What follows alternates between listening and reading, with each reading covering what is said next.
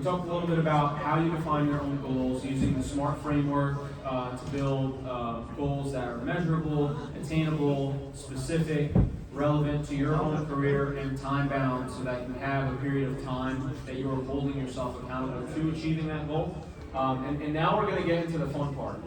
Now we're going to talk about building your resume. Where do you start, right? So if I've never applied to jobs before, or maybe I'm just recently looking to apply to jobs again, and I haven't touched my resume in quite some time. I have to dust off my resume, download all of the experience that I have been, putting in at my job over the course of how many years it's been since I've actually applied and built out my resume.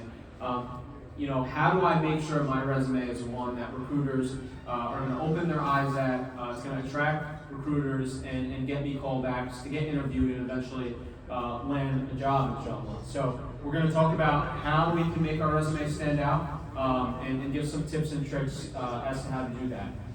We're going to cover the job hunting journey. So if you think of how the job market has evolved over the course of the past 10, 15 years, it has evolved a lot. And there are different types of jobs out there on the market. The way you find these jobs is through different pathways.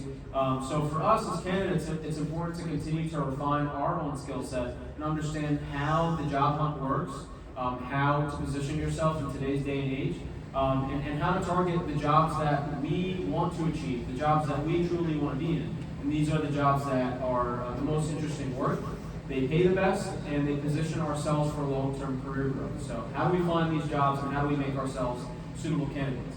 And then we'll close out by talking about the interview process. So once you get your foot in the door, recruiters reach out to you. They're going to start asking you questions, right? You want to make sure that you have the best answers possible prepared for those questions. You want to understand what recruiters are actually asking when they do position you and put these questions forward.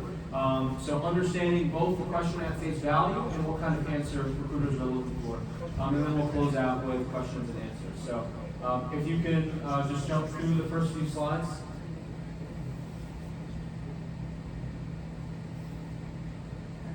All right, so we're going to continue by talking about resume building, right? So how do we build out our resumes to be attractive to recruiters, resumes that are going to be successful, get us callbacks, and allow us to get our foot in the door and jump through the interview process.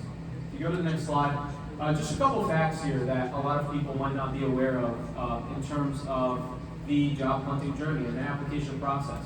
So 75% of companies, and I would honestly assume more than that right now, 75% of companies are utilizing an ATS, an automated tracking system to scan resumes. So it's not a human who is looking at your resume when you are applying to a job, but it's actually going through a software program to scan keywords to understand whether or not you are a suitable candidate for a job. So with the sheer volume of candidates who are applying to jobs that are posted, it's an average of about 250, upwards of 300 sometimes, depending on the specific role in the organization. With the sheer volume of people who are applying to these jobs, it's important for recruiters to focus their time in the right areas. So these application or automated tracking systems are used in order to weed out the good candidates from the bad candidates. And in terms of the actual time that's being spent, when a recruiter does actually get the chance, when a human does actually get the chance to look at your resume, they're probably spending only 5 to 7 seconds looking at your resume.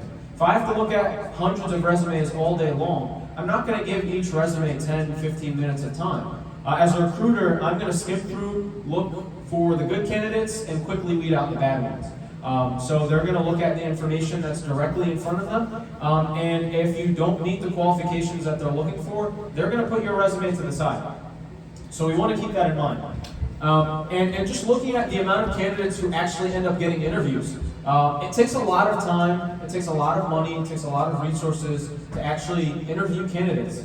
The people who are actually within the organization who are conducting the interviews, these are senior members, these are managers, these are people who really don't have that much time to give on a day-to-day basis. They're their schedule is booked with meetings. So it takes a lot of time to interview candidates. So because of that, recruiters try to do the best job that they can to select the best potential candidates out of the candidate pool, and then those candidates are the ones that move forward to the interview process. So out of 250, on average, about 4 candidates are really being the ones who move forward to the next process. So we might feel like we have a limited chance of actually making that next step. By understanding what we're going to cover now, we should hopefully put ourselves in that select group of candidates. So just talking a little bit about ATS scanning systems. So ATS, applicant tracking systems, they're designed to scan resumes for certain keywords, and like we said, pick good candidates and differentiate them from candidates who aren't a good fit for the role.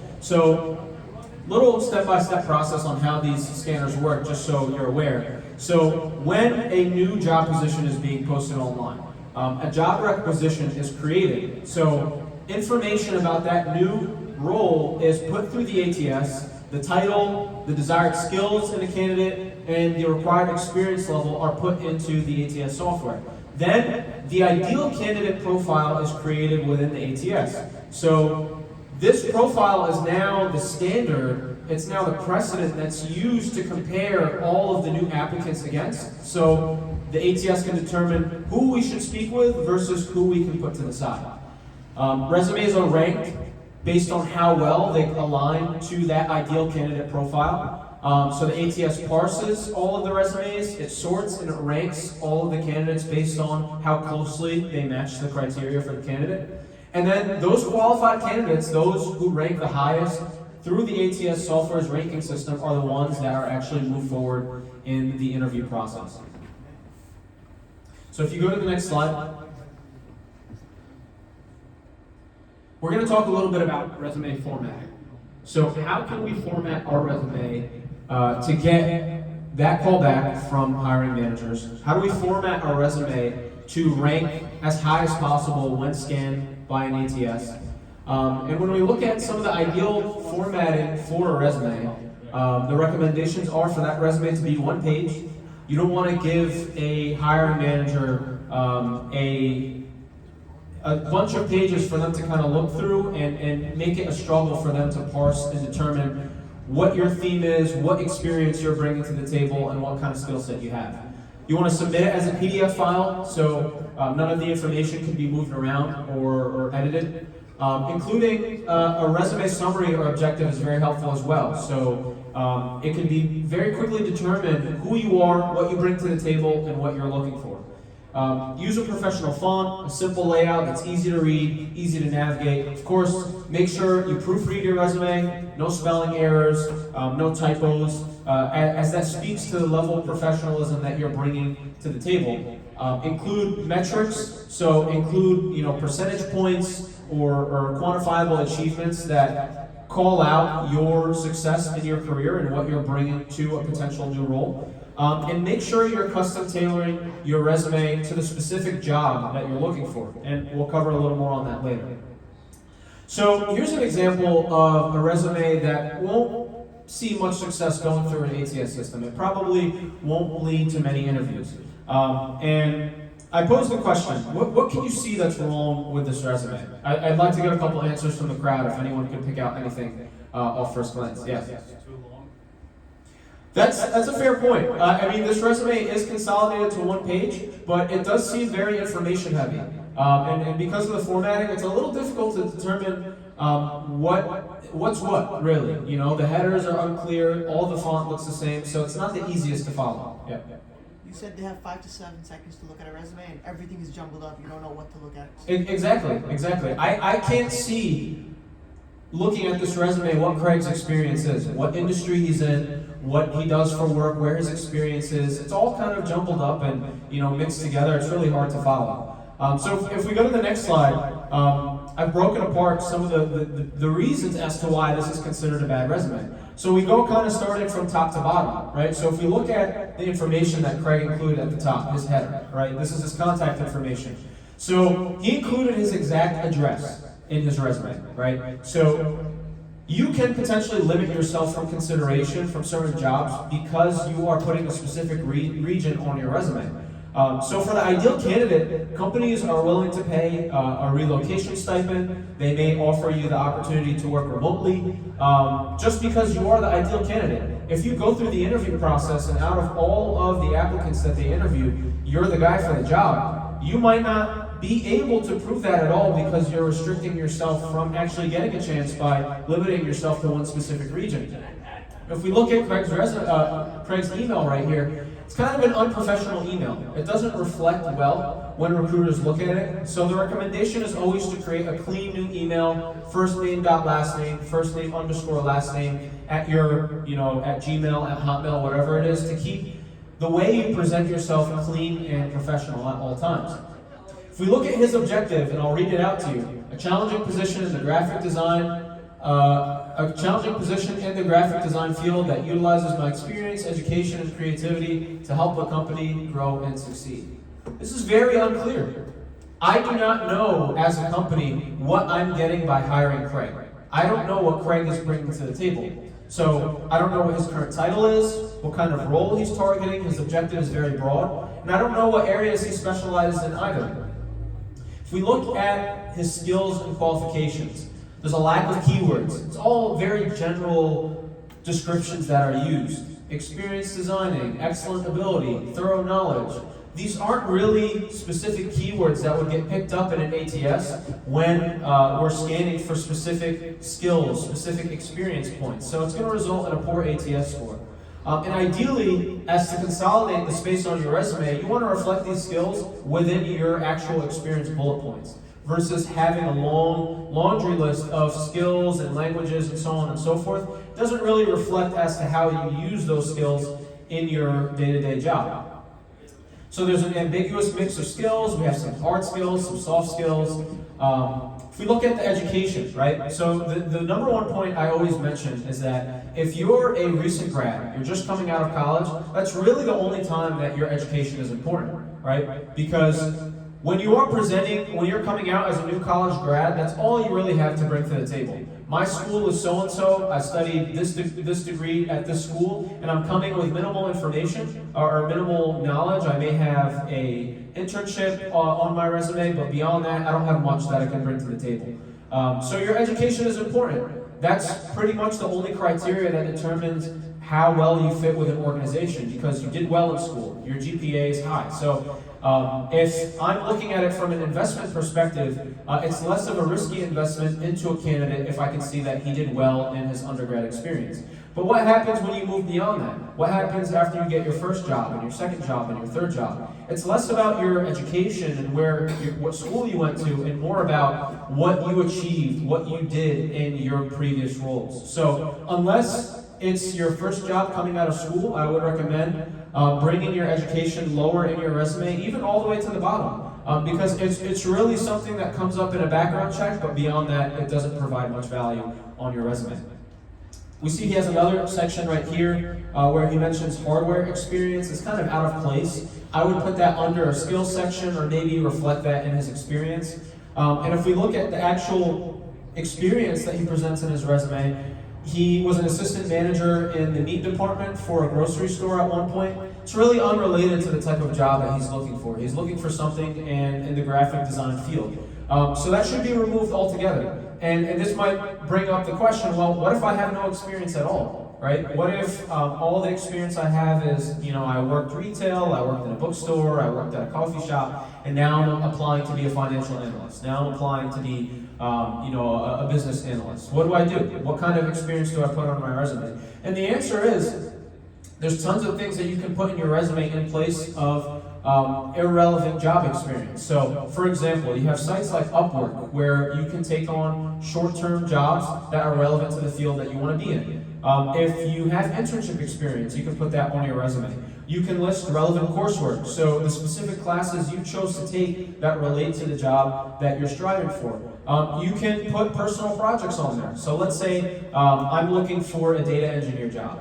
I can take it upon myself to start a project in data engineering where I take a pool of data and I manipulate it in a way where I receive some sort of insights from that. I can list that entire experience on my resume, and that shows recruiters, that shows hiring managers that I'm taking initiative, that I'm interested in building out my experience in a field, and the natural next step for me is to get a job within that industry. So you want to make sure that your experience is relevant. And you also want to make sure that your job experience is very specific, it's metric-based, and you're highlighting achievements. If your resume reads like a job description, then you're not really demonstrating the value that you're bringing to a role. So if my resume says something like, I organized meetings, I facilitated conversations, I talked with this person, it doesn't really demonstrate a unique skill set that the ideal candidate would have. Instead, make sure that your experience is specific to what you brought to the table, the impact that you made, and some of the achievements that you earned in your time at your job. And ultimately, if we just look at the general design, it's a pretty bad design. It's not that easy to follow. You can't tell the difference between experience and the headers. There's no theme, so I don't know what kind of job Craig wants within the graphic design field. There's no action verbs either. The wording is very general, it's uninspiring, and it's not tailored to a specific job either. So this is the exact example of what you don't want to do when you're applying to a job. But if we go to the next slide, we have an example of a good resume. And this is a great example of how you want to structure your resume in order to get the job that you want. So if we look at the top, Alex here has a professional email address. He's linking directly to his LinkedIn profile, so he can share some additional insight beyond what's in his resume. His title is very clear. I can tell off first glance, Alex is a software engineer. He's a database administrator, and he's a front-end and back-end web developer. And his summary is very clear and concise. I can see how many years of experience he has, what he has experience in, where his track record is, where his specialization is, and where he's comfortable working, and how he works with his team. He's an excellent collaborative team player and an outstanding communicator. Very short, sweet, and to the point. So it's very easy for recruiters to gauge how well of a fit Alex is. His skills are clearly listed under core competencies. His experience tells a story. So he started off as a data engineer, he moved up to a software developer 1, and then moved and got a promotion to software developer 2. So there's a story behind his career trajectory. He's in the software development field, and he's getting promotion, so he must be doing something right. If you look at the bullet points, they're very specific. They include metrics, achievements, and the kind of skills that he utilized on the job. And this goes back to an earlier point I mentioned. If we look at some of the keywords here, I see REST, I see Windows Presentation Foundation, I see SQL in here. These are all skills that can be listed in a separate section, under a separate header. But Alex is including them within his experience, so he makes it seem like he's actually putting these skills to use, versus just listing them out on a resume. Education is a very small field on the resume, very briefly highlighted. And he has a couple separate sections for technical skills and additional credentials. These are very helpful, especially when you think about the ATS, because hopefully the keywords you include here will be picked up through the scanner and get you to that next step. And above all, this is tailored to the kind of job that Alex is looking for. So I can tell off first glance, Alex wants a job as a software engineer. Maybe he wants a senior software engineer role or something along those lines, but it's very obvious to tell what Alex is looking for. If you go to the next slide. So tailoring your resume is a key to getting the job that you're looking for. So if you create a partnership between your resume and the kind of jobs that you're targeting, your resume will stand out as the best in the applicant pool. So what do I mean by this? When you find the kind of job that you want, your dream job at your dream company, if you find that job posting and take a look at the job description and some of the roles and responsibilities, if you take that and consolidate and build that into your resume, you'll find that you're presenting yourself as the ideal candidate to companies. You're telling companies, hey, I took a look at your job description, and here are how my skills and experience reflect what you are looking for. So I'm the man for the job. And there's 3 key areas that you want to highlight when you're tailoring your resume. You want to highlight your profile, who you are, what your thing is, what your value is that you're bringing to the table, what you've achieved in the past, and who you help. What kind of teams you help, what value you bring to the business. That's your profile. Your accomplishments are your impact on the business. So I did this action, I accomplished this, and it cut costs in this area. I saved time in this area. This is your impact on the business. And you're quantifying this through your job experience and the achievements that you list on your resume. And lastly, your job title. You want your job title to reflect the kind of job that you want to earn. Your job title should be reflective of the kind of roles that you're looking for. And a lot of people don't realize this, but you have the flexibility to brand yourself based on the kind of job that you want to land. So let's say I'm a software engineer, and I want to make a pivot to front-end development. Maybe I want a job in UI, UX development, right? So just because I'm a software engineer in my current job doesn't mean that I can label my job title, my headline, as UI UX developer. I can label myself as front-end engineer. It doesn't have to be specific to the exact job that I currently hold. But the reason you do this is for two reasons. Again, one, it makes yourself look like the man for the job. And then two, when the ATS scanner scans your resume, you show up as someone who already has the title for the job that you're applying for. These are the most important areas when you tailor your resume. And just to talk a little bit about the approach and take a step back, my ideal approach when it comes to applying to jobs is you want to ensure that you are putting in quality applications that are tailored specifically to the jobs that you're looking for, but you also want to ensure that you are getting volume in the amount of applications you're putting in. So my recommendation is this. You look at the kind of roles that you're trying to land within your career. So let's say I'm looking, as a software engineer, I'm looking for software engineering roles, I'm looking for UI roles, I'm looking for back-end developer roles, and so on and so forth, right? So these are three titles that I'm looking for. I'm going to create 3 different general resumes for those titles that I'm looking for. For the companies that I'm not that interested in, and I'm really just putting in an application to see if I happen to get a response, I'll send that general resume out to them. But for the jobs that I really want, at the companies that I really want to be a part of, I'm going to tailor my resume and change my profile, accomplishments, and job title to match what's in the job description for those jobs. It requires a little more effort, but the return on your time investment will get you more callbacks and more interviews anyway. So you are ultimately going to get what you're looking for when you tailor your resume. If you go to the next slide.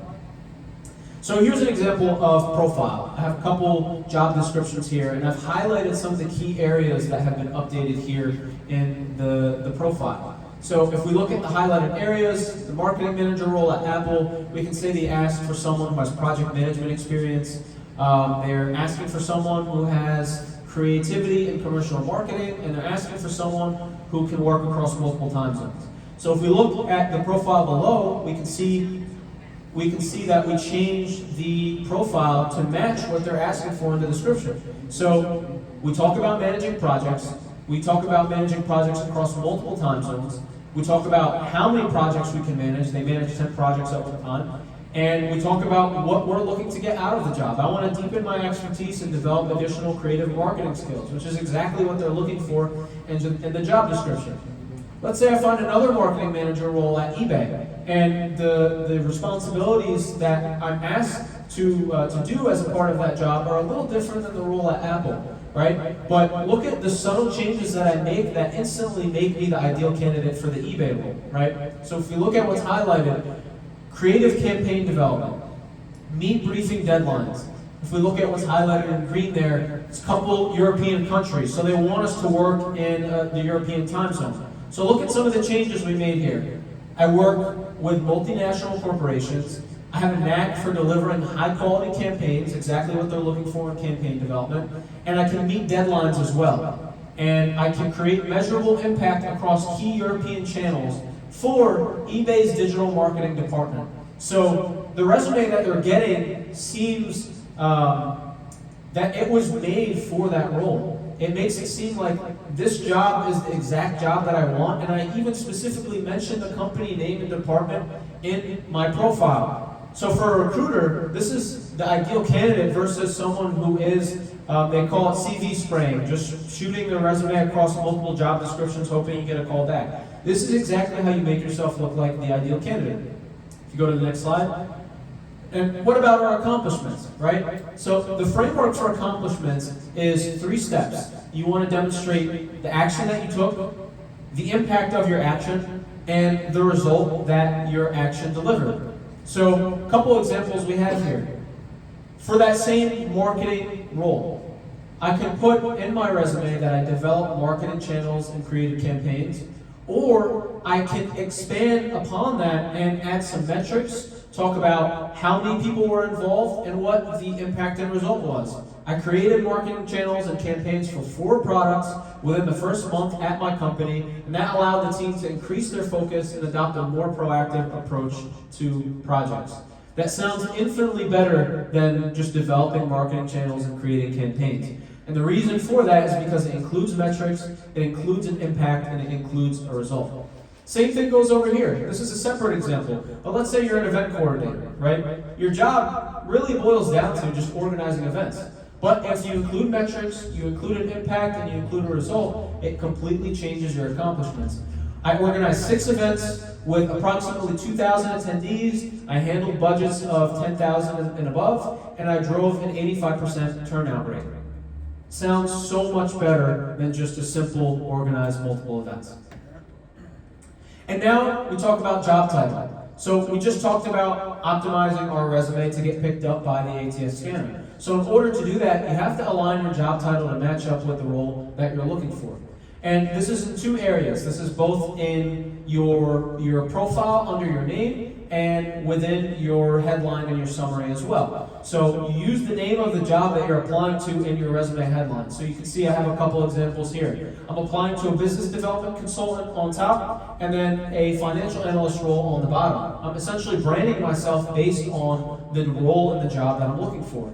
And the same goes for the summary. I talk about the details that are relevant to that job within the summary, depending on the job that I'm applying to. And if we take a step back and think about this for a second, a lot of us do a lot of different things in our jobs on a day-to-day basis. So we have to be smart about how we pick and choose the experience that's relevant to the jobs that we're applying to. And if we take the time to investigate the job description of the jobs that we're looking for, I guarantee you can tailor your experience points, your summary, and how you brand yourself to the different type of jobs that you're applying to, so that you stand out as the ideal candidate for that role. And here are a couple resources that I think are great resources when it comes to building out your resume. So the first site is resumeworded.com. So this is an online ATS scanner that you can actually upload your resume to, and it'll check your resume for errors and rank its success score. It'll tell you how well you will score through an ATS scanner based on how well your resume is received. The keywords, typos, spelling errors, so on and so forth. Generally, a score above 80% is considered a great resume on that site. So that's a great resource for that. And then the second resource I would recommend, and I use this personally myself, is a website called enhancedcv.com. So it's an online resume builder. They have custom templates depending on the role that you're looking for. Makes it really easy for you to build out a resume, whether you're building from scratch or if you have an existing resume and you want to upload it and just kind of import it and work on it there. It's really helpful. It's made the resume building process very simple, very easy for myself. So I definitely recommend that as well. So I'm assuming that's the end of this session. So we'll take a quick pause here. I think we'll stop the recording, and then maybe we can stop for any questions that anyone may have. Any questions on this side of the room? How are we on time? Can we continue, or what's your recommendation?